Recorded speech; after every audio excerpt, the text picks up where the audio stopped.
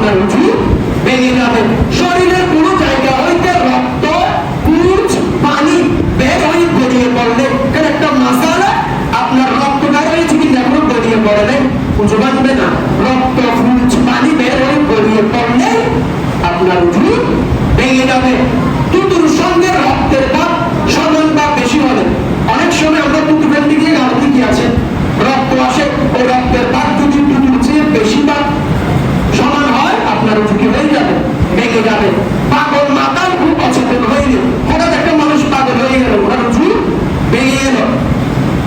তার রোজে নামাজের উচ্চস্বরে হাসিল, নামাজের মধ্যে হাসলেও উঁচু কি হয়ে যাবে, ভেঙে যাবে। এগুলো হল উঁচু ভঙ্গের